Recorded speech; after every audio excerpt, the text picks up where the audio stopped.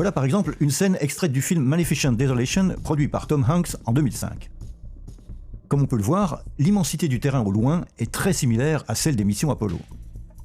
Pourtant, voilà la taille réelle du décor où la scène a été tournée.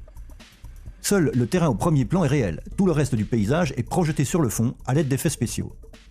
La seule différence avec les années 60 est qu'aujourd'hui, les images de fond sont superposées sur un fond vert avec des techniques numériques, alors que dans le passé, les images de fond étaient projetées sur une toile hautement réfléchissante à l'aide d'une technique appelée projection frontale. L'un des premiers à utiliser la projection frontale fut Stanley Kubrick dans son film 2001 Odyssée de l'espace. Voici la fameuse scène initiale des singes dans le désert africain.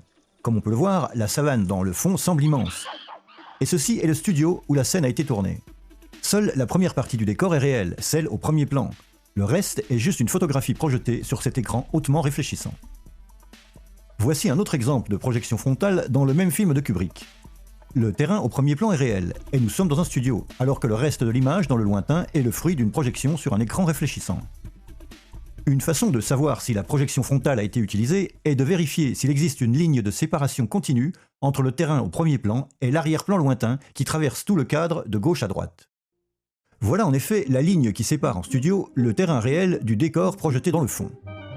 Et curieusement, on peut noter que dans de nombreuses images lunaires de la NASA, cette ligne continue est bien présente et traverse l'image de part en part, séparant le terrain au premier plan de l'arrière-plan dans le fond.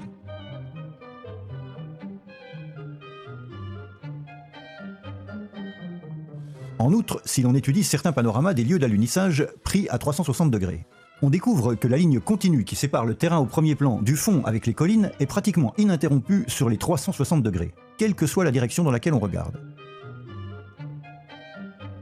Cela veut dire soit que les astronautes ont atterri sur une espèce de cône tronqué, séparé à 360 degrés des collines alentours, ou que les images ont été réalisées en studio et la ligne continue qui les entoure n'est rien d'autre que la séparation entre le décor réel et le fond artificiel. À l'époque des missions Apollo, Hollywood avait en outre déjà mis au point des systèmes pour utiliser la projection frontale même en mouvement. Et il aurait donc été possible de réaliser des scènes en mouvement avec les collines en arrière-plan projetées sur un fond lumineux.